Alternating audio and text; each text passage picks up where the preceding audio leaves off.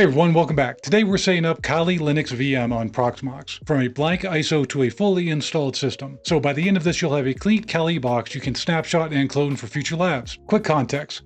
Proxmox is a Type 1 hypervisor, so it's running directly on hardware rather than on top of another OS. So basically what this means is I have a little server set up in the back, and I installed Proxmox on the server, and that's it. And what you're seeing is the interface to Proxmox. That makes it a solid free option for hosting VMs like this one. And running Kali as a VM instead of running it on bare metal like on your laptop means you get snapshots, easy resets, and isolation from your host, which is exactly what you want in a lab environment. All right, so the first thing we want to do is go ahead and grab our version of Kali. I've already downloaded it here, but so you can see what I did, I went to kali.org. I grabbed net installer, all packages downloaded during this installation. I did the download. I'm going to click on some. I'm going to grab that now. We're going to need that later. Move that off. And now on our node PVE, I'm going to go down to local PVE. Going to click on ISO. Going to click on upload. I'm going to find our file. Now I've got the file. I'm going to go to our hash algorithm, which was SHA-256. And just paste that in there. And what that's going to do is it's just going to check the ISO that we have to make sure that the checksum is the same as what is expected. That way we know it's the actual version that Kali wants us to run and not a version that was updated or has some type of malicious package.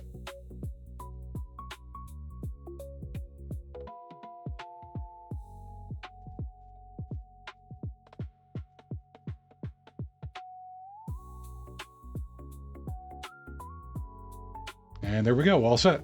Close that out. Then we come back up. Well, I guess we can do it right from here, but create VM. So here under general, our node is going to be PVE, just one I start off with right there. It's the only one there.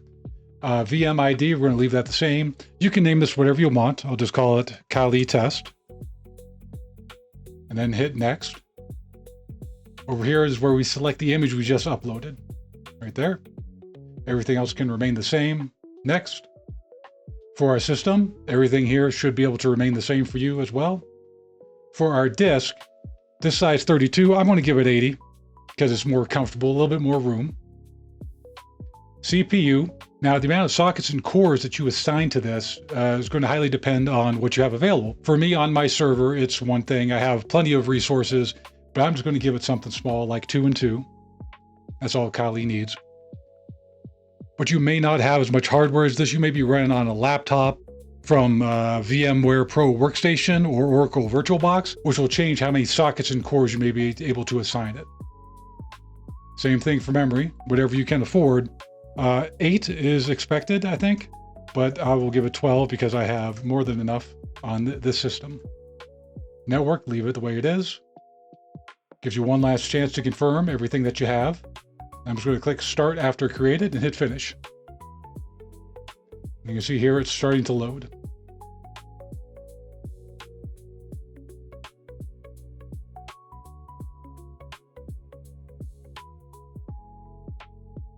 You see here it's starting up. I'm going to double click that to get into it. And we're going to go through the graphics install.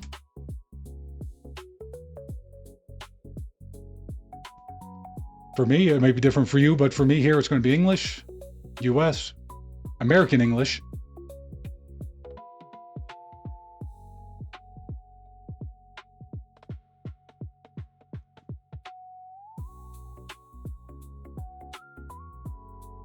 Here for the host name, we're just going to leave it Kali. Domain name, you can leave blank. Full username for our test system. Kali. Username, leaving it as Kali. For our password, choose something secure even though it's a lab environment.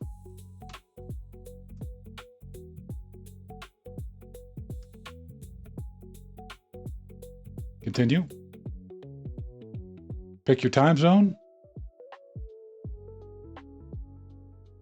For here, we're just going to use the entire disk. All files in one partition.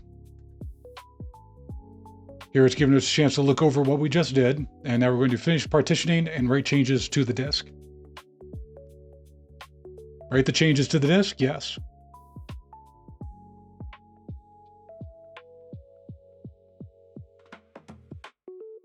No proxy information, blank for none.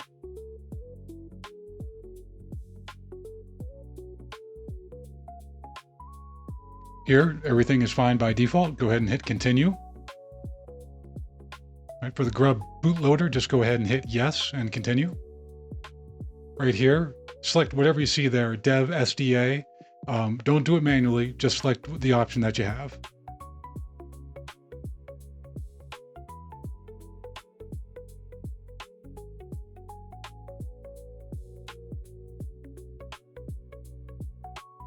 When you get to this screen here, it's just asking you to eject the media. That's very old school. Proxmox should just eject it for you at this point, so go ahead and hit continue.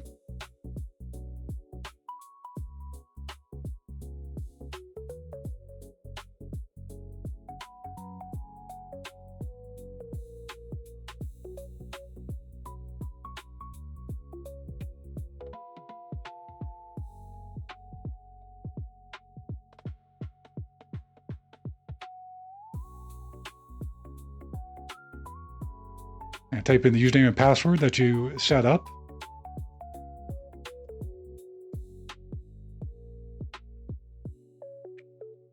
And we're in. We're in, but we're not done. We want to do a little bit more setup before we end this because we still have to do updates. What we're going to do is the updates, and then we're going to do the snapshots.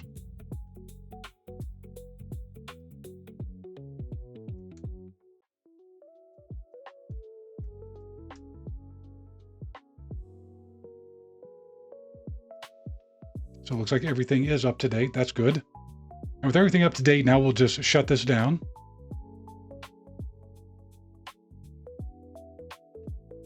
Close out that window.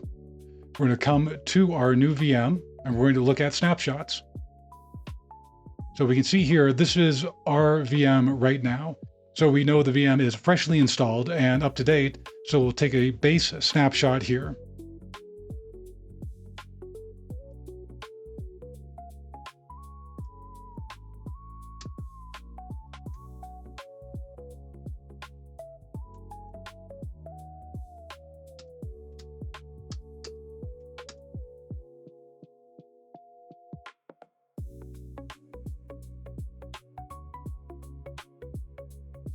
And now we're ready to go. We want this snapshot because this is in our lab environment and we may do who knows what inside of Kali, and we'll want to wipe it out eventually. We want to get back to zero, a fresh install. And having this snapshot gives us a very easy one-click way of restoring everything back to the basic install and then just starting again. You're going to find that to be very helpful throughout your career. If you have a lab and you're doing research and you're installing these things, you don't know what they are, you don't know what they're going to do, you don't know how they're going to interact with each other.